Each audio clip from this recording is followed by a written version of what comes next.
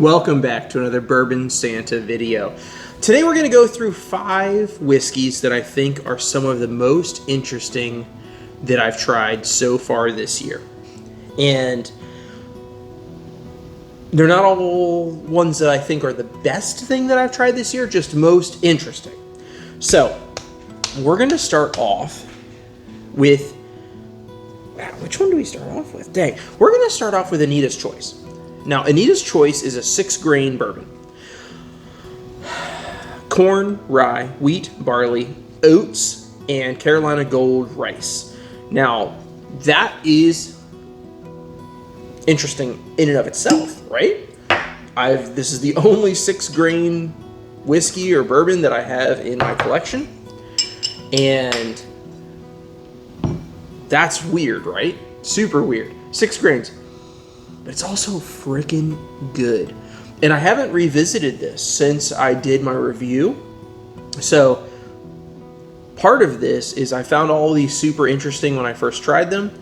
And I wanted to revisit them and see if they're still. Because I did reviews of most of these, not all. But I'm pretty sure I only had 1 pour out of each of these. Maybe 1.5 pours out of each of them. And so I haven't revisited since. So I found them super interesting when I first tried them. Let's see if they hold up. The nose on this is still out freaking outrageous. Oh, yeah. That's still really great. Like an orange creamsicle. Also, lots of saltwater toffee. And also a really nice cola note.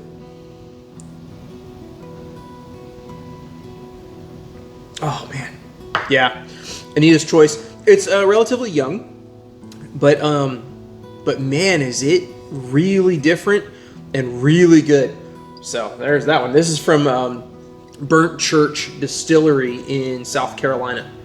And if this is any indication of what they're capable of, I'm really going to have to find my way to South Carolina and go check them out. Because they're a tiny little distillery, and I want to know more. When you try something like that, it makes you want to know more about it. So next up, we're going to do, I just did a review of this the other day. But I was jonesing to try it again because it was so surprising in the review, just different. This is the new OKI Reserve blended bourbon whiskey. It's 5 different MGP mash bills, all blended together. High rye bourbon, 2 different high rye bourbons, and then a rye whiskey, a rye corn whiskey, and a light whiskey, all blended together, all from MGP. And it was really surprising to me when I did the review how much the light whiskey came through on the nose, but then the rye and bourbon notes were so prominent on the palate. And with as much as the light whiskey came through on the nose, I really expected to get that light whiskey sweet, light brightness on the palate, and it just wasn't there. So I want to revisit. Let's see. Light whiskey still on the nose. Oh, buttery, creamy, light, bright, vanilla, gorgeous.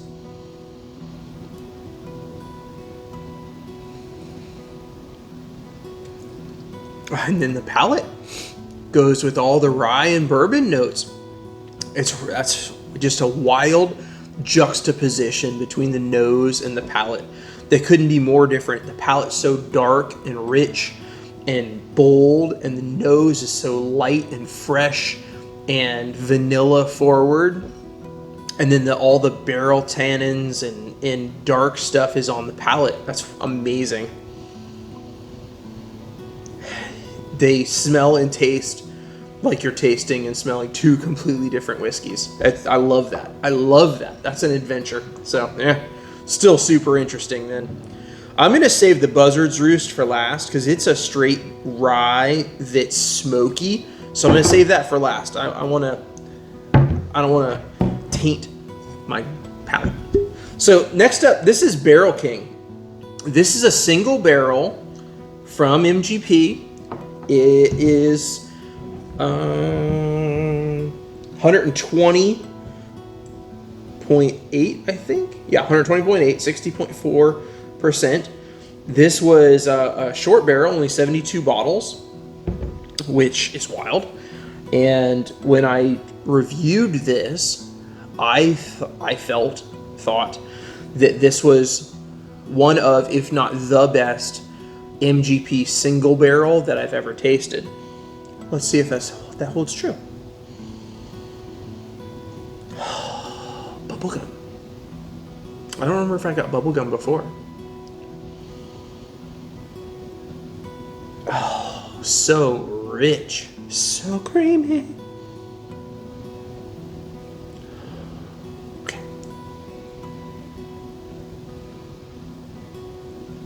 Oh, God. The legs in the glass are outrageous. And man, is that just stunning. Stunning on the palate. It's not... How to explain? It's super bold and in your face without hurting you in any way. It's totally just like it's like, okay, here's a good explanation for it. It's like if you paid someone to slap you in the face, but you wanted it, and because you liked it, and it felt good. Now, that may be weird, but that's what it's like. It's like, see, now it's not suicide. It's not a freight train hitting you, but it's hitting you with something big, but it's so inviting. I don't know how to explain it. It's like somebody's gonna hit you with a bat, and it turns out to be a foam bat. Like, you see it coming. You feel it coming, you feel it whiffling through the air towards your face, and then it's like a pillow. Ooh, hello. That's what it's like. Huge, bold, offensively bold, but then it lands super soft and calm and gentle. It's really weird. It's really strange. It's one of the most unique whiskeys I've ever tried. Absolutely. That's wild. Now, we're going to move on to this. Now, this is the representative. This is a 4-year MGP, 75 corn, 21 rye, 4 malted barley bourbon. And this is a proof and wood curated selection. 57.3% alcohol, 114.6. This was bottled in the spring of 2021. And this is, in my opinion, now this isn't single barrel, so this has to be a batched product. So I don't know how big the batch is. They don't say small batch on the bottle, but it has to be a relatively small batch of barrels that they blended together to make this, all 4 years old. In my opinion, I think this is one of the worst MGP bourbons that I've ever had in the collection. I absolutely hate this bottle. The nose is nice. The nose is okay. The palate sucks. It's just so sharp.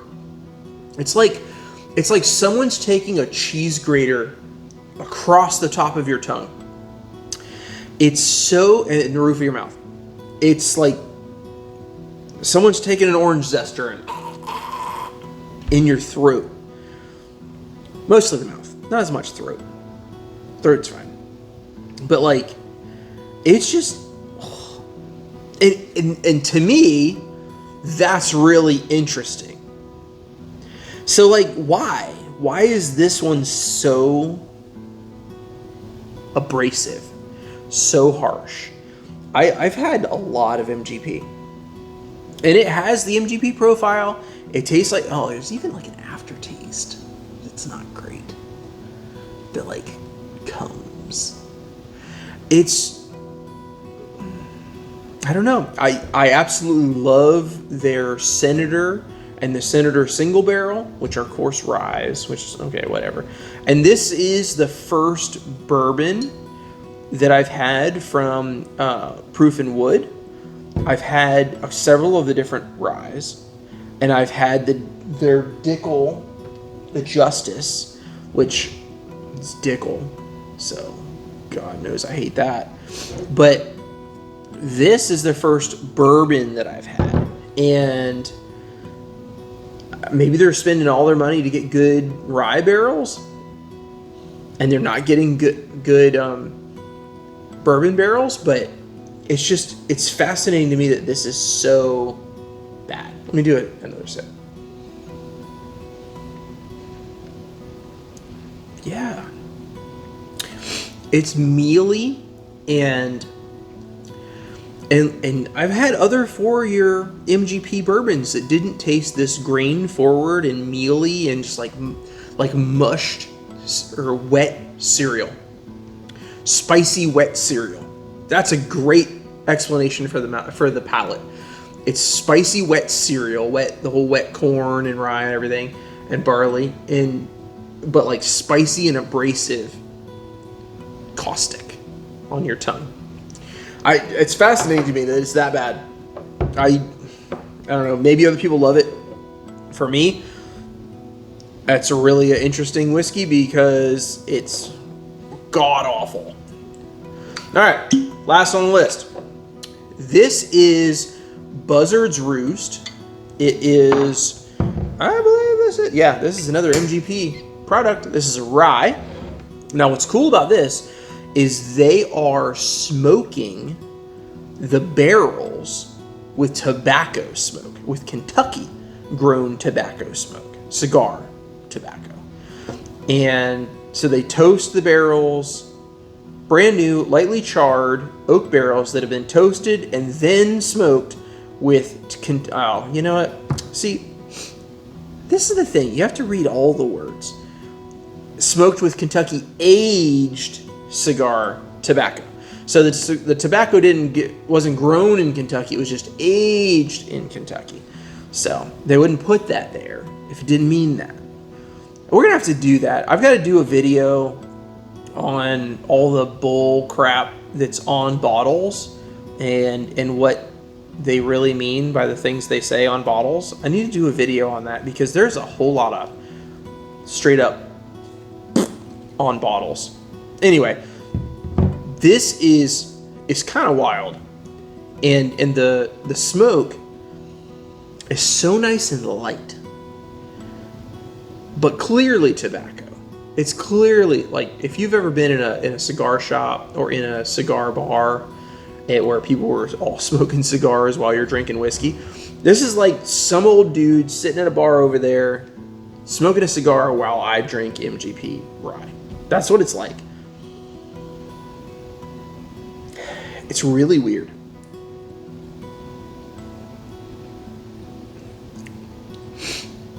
Oh, yeah, that's so good. How? This goes back to my point. How is this so freaking good?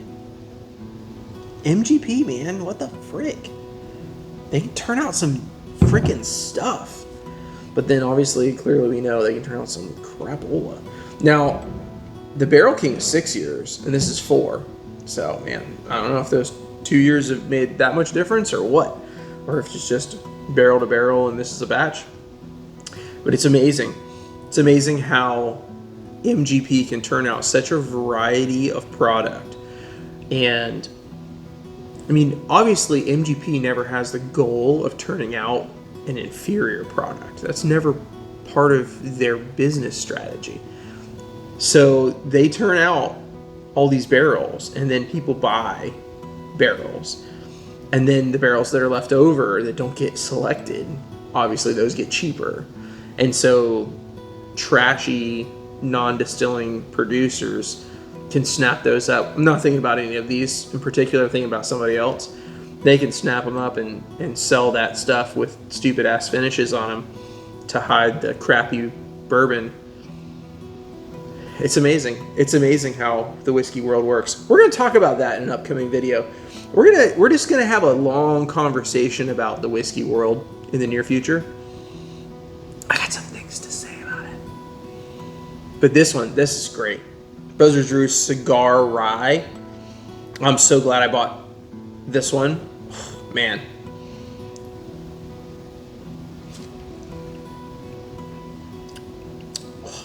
Yeah, heckin'.